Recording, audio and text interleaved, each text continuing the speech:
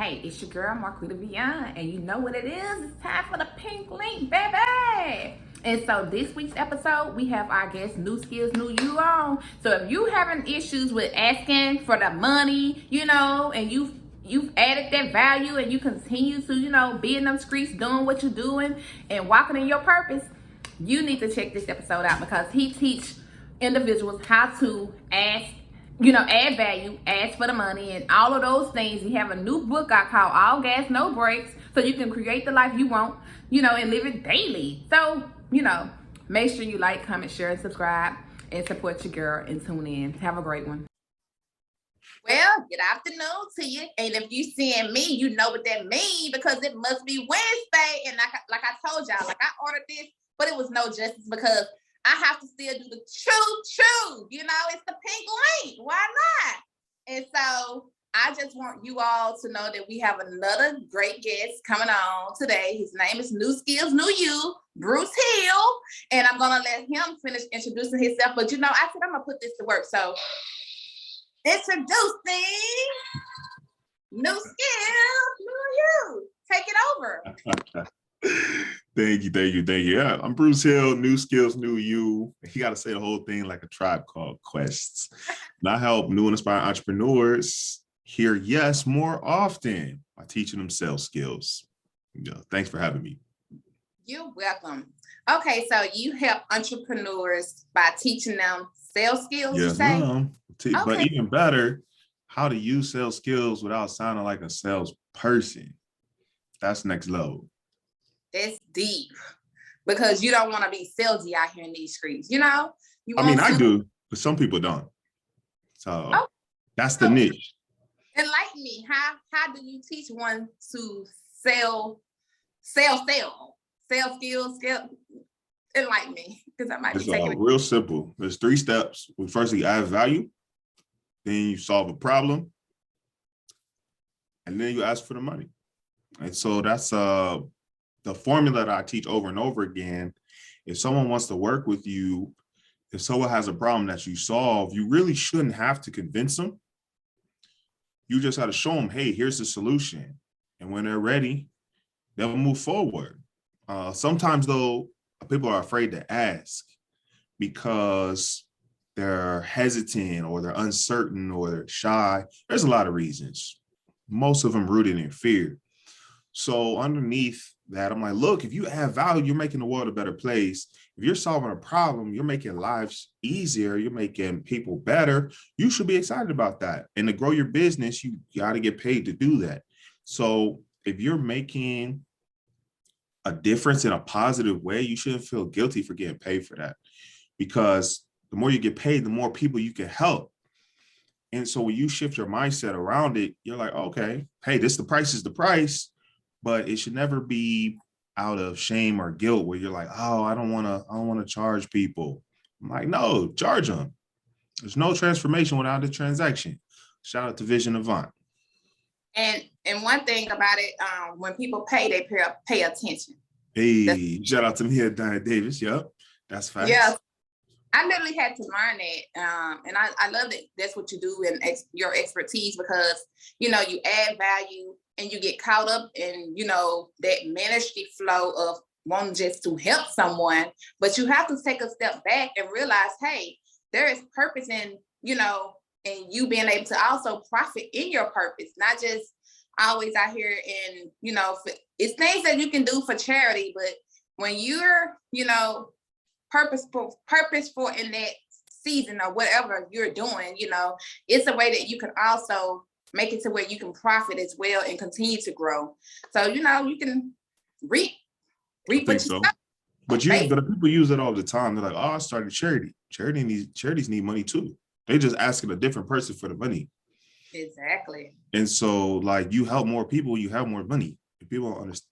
I don't know if they understand that. Whether you're feeding the homeless, you're giving backpacks for school, that money got to come from somewhere. And so once you learn to ask for the money, not to be selfish, I'm not taking the money and not giving anything in return. That's called stealing, right? I'll take money and say, hey, if you donate this money, we're going to give 10 kids backpacks. We're going to give 20 kids backpacks. If you give us this money, we're going to feed 15, 30 homeless people. Like there's always an exchange. So another thing I teach, once we teach them the confidence to ask for the money, the next thing we teach is having the value is greater than the cost. The value is greater than the cost. So it's a backpack with some school supplies in it might be what, $15, $20. Mm-hmm. But you got to understand, if a child has nothing, they get kicked out of school. It's crazy. They'll get kicked out of school if they don't have school supplies. And a lot of teachers do give them to the kids out their own pocket, but they shouldn't have to. So for $15, $20, you tell me I can help a kid finish the school year? That's value over cost. I'll never feel guilty about asking you for $20 if my value is higher than the cost. Right. And that's why I teach business owners as well. Like, look, yo, just add some more value until you stop feeling guilty. Exactly, because when you know what it is that you're giving is life changing for that person, whatever area that may be in, you know, it's different sectors of, you know, giving value and providing resources for someone to, you know, help them change their lives. So you can't feel guilty, especially, you know, the best teacher is someone of experience. So when you've gained that experience to then, you know, polish that up and put it in something to add to someone else's life, you can't feel guilty about, you know, what you learned and overcame to be able to now provide that value. I had to learn that myself. Yeah. So how did you get to that point, to that shift, to that mental shift? Oh, well, asking me a question. Okay. Oh, my bad. That's what I do. It was paying attention and being in circles where people literally was like, hey, you know, yeah, you can do it, but at some point, you know, you have to feed your family as well. And then basically it was, oh, y'all, I'm sorry, my lighting went out. But basically it was just like, I've done it for so long, naturally. And then as I continue to just, like you said, get more knowledge, get more resources, and continue to pan for these things that I'm learning, it only makes sense for me to continue to better myself and continue to be able to provide what I'm, you know, giving to others, is to also make sure when they invest in themselves, they're going to be able to pay so that they can pay attention to what it is that can change their lives. So it was that for me. There it is. That's what's up. Yep, you can not to cut you off, but I noticed that just telling someone on a freebie, or just, you know, telling them they'll keep coming back and not implementing, not taking it serious because they're not paying to pay attention. So it's me doing them a disservice, as someone had mentioned. You know, when you just don't, you know, provide that structure and things of that nature, put yourself in a better position to invest in yourself and not letting others invest in themselves, you're doing them a disservice. So I don't want to be doing no one a disservice. That's the way I look at it. And that's what I teach over and over and over again. I really started teaching the same 3 things over and over and over again, which is funny because I know so much and I've done so much. But for the folks I target is newer entrepreneurs, I say newer, less than 5 years. If they're a trainer, coach, consultant, you know, anyone that's working with clients in a one-on-one or small group capacity, then they definitely want to work with me, because actually one of the workshops I've created this month, whenever y'all watch this, there's one this month. There's one every month. Is asking better questions workshop, and it's getting your client from A to yes. And that's huge. That's huge. A lot of people are afraid to ask for a lot of reasons, but they don't want to be rejected. That's a tough one. That's a tough one. And so, you know, one of the many things in that workshop is, well, first of all, they're not telling you no. They're saying no to the work, or they're saying no to the transformation. Like you said, they don't want to pay the cost to get the transformation. And so you just take it as feedback. They said, no, I'm either asking the wrong person or I'm asking the wrong questions. So that's why it's called asking better questions. And that's a sales skill. It really is. But when you sincerely are searching, seeking to help folks, those questions sound different and people receive them differently. And the right people, you ask the right questions, they're going to want to work with you. So it's the same thing over and over and over. I'm so sorry. No worries. That's called ambient noise. Oh, all right. Midnight. I'm gonna have to edit this part. He's gonna make mommy come here. I don't have no snack for him. Okay, sit. Calm down. You want to show out today? I'm trying to get this done. Oh gosh, I knew I should have had some snacks right here. Get him a cracker. I'm gonna have to edit this out. No worries. I might leave it in there, honestly. Get it to a raw and uncut. Right. Okay. Well, yeah, that sounds good too. That's what I do. Right. That's what I've been doing as well.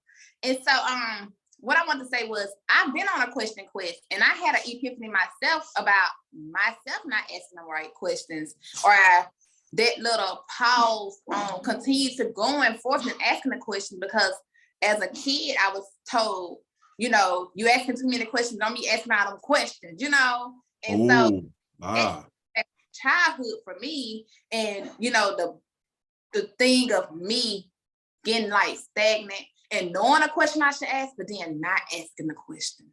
Mm-hmm. So I get that. So it's like, okay, I'm gonna ask what comes here that's logical, not nothing that was, take somebody out their rockers. So, but maybe so that's what I was having. Maybe you need to come to the workshop. Ask some better questions. Well, let me ask you this. So, what made you get into this field for as coaching people, skills, sales skills? Oh, great question. So I've been in sales about 15 years. And one of the first experience I had in asking people for money was fundraising. It was a very unique experience because I asked folks for money and I didn't give them anything. Like they get a Christmas card. So I would ask people for $10,000, $20,000 and they would say yes. And I would just say, thank you. I'm like, here's where you send the check to. And I think that's so important when I started to ask myself, like, why the hell would someone give $20,000 and not get anything back? But people don't spend money for the money. They spend it for the transformation. They wanted to feel like they were making a difference. And so they donated. That's what they wanted. In exchange for that, they gave money. So as a business owner, first of all, your prices aren't high enough. I don't care what they are. You just have to switch and say, hey, what's the value that I'm adding? Versus the cost is irrelevant. The value is high enough, you'll pay the cost. All right?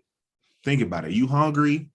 You've been traveling all day. You in the airport. You know that little sandwich costs $15 for half. But that'd be the best $15 you spent when you're hungry. Mm-hmm. Now, as soon as you finish eating, you're full. Now you're like, man, I need something to drink. All right. Now water $7 for it, right? You're like, dang, but I'm thirsty. That's the best $7 you ever spent. And so once you realize it's not the cost, it's the value, your business is going to grow. And so that's where it started for me. But I didn't realize that until years later. When I started, I always say I've been in sales for 15 years, but I've been a professional for 10. Because I started to learn and practice, and I used to study. And that's where I got better and better and better. And I started running into people that were afraid to ask for a promotion. They're afraid to ask for a raise. They're afraid to ask for the business.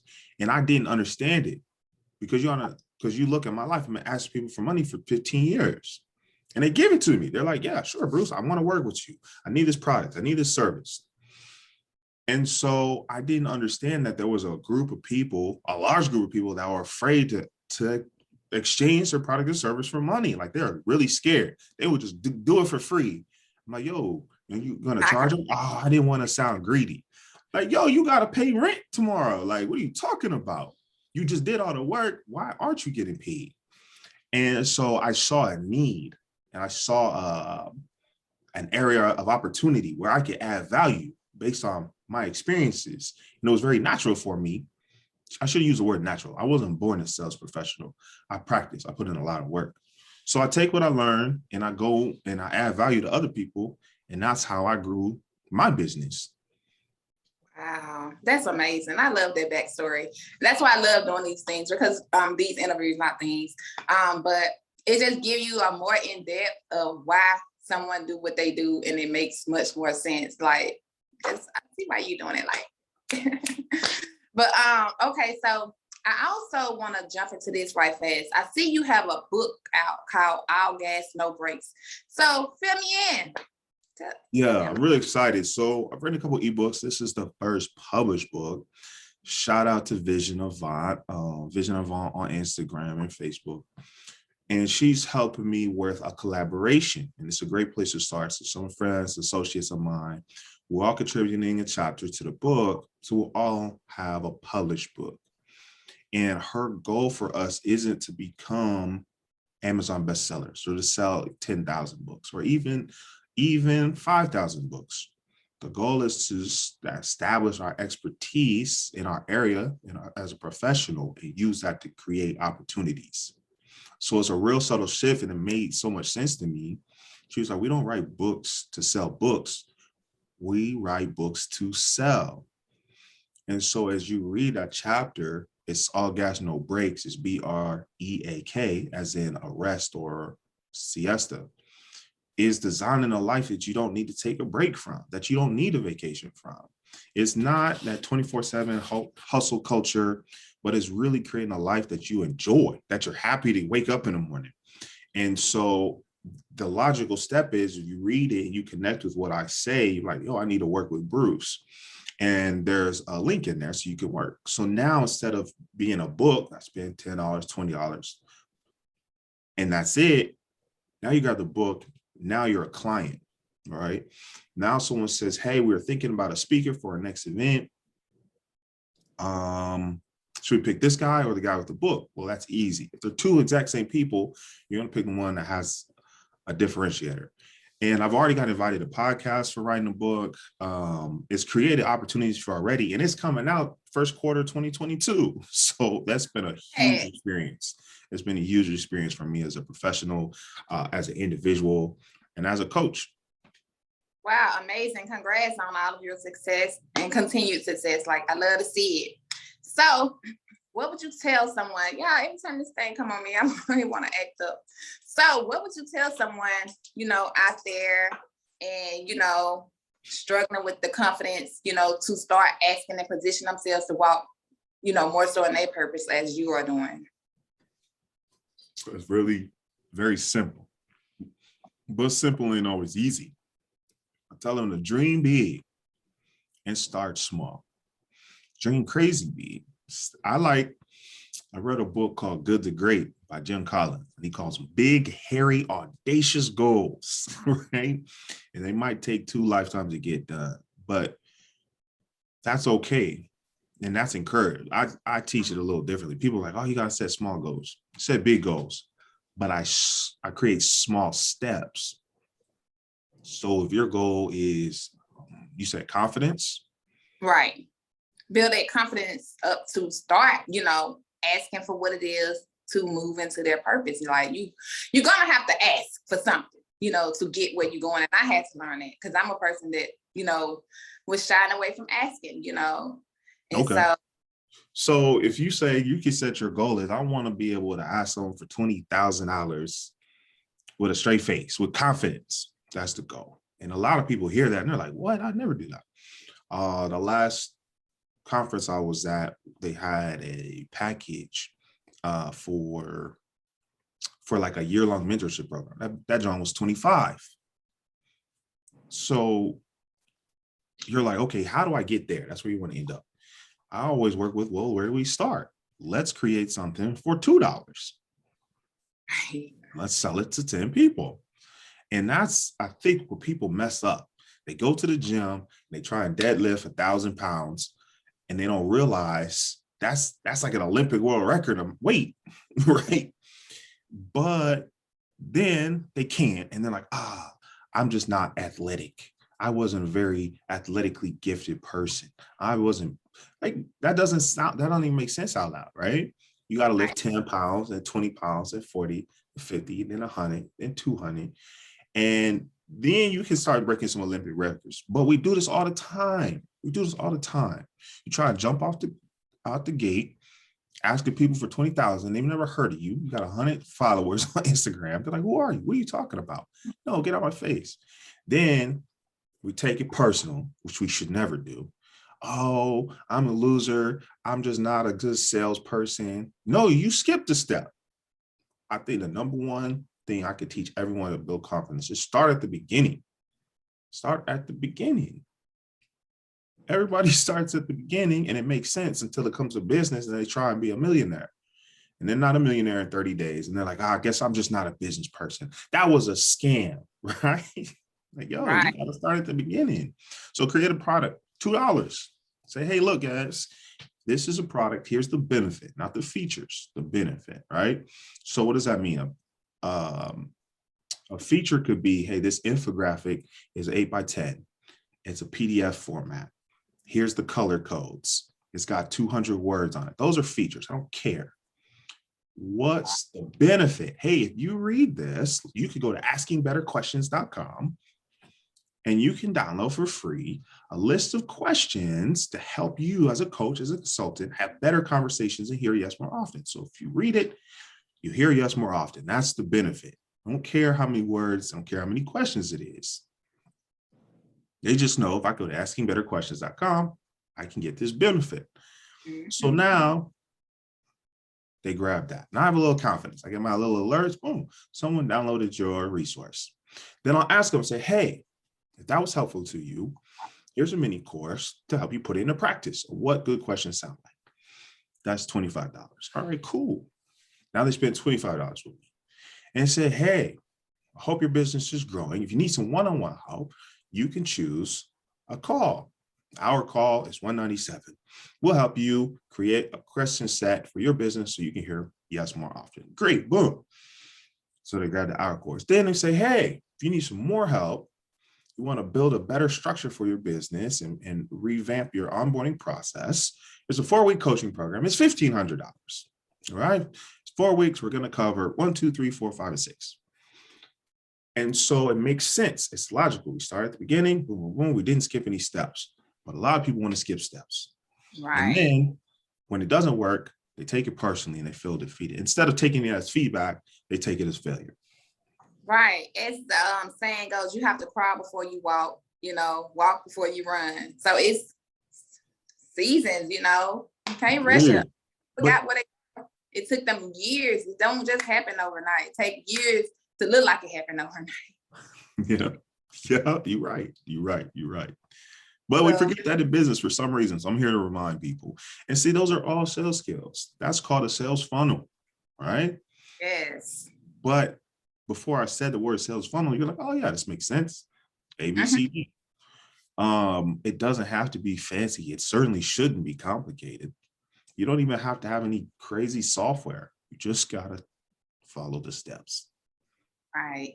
Well, thank you for dropping all of that off to us. So how can the people reach out to you, New Skills, New You, Bryce Hill? I'm on Instagram and Twitter and Facebook as New Skills, New You.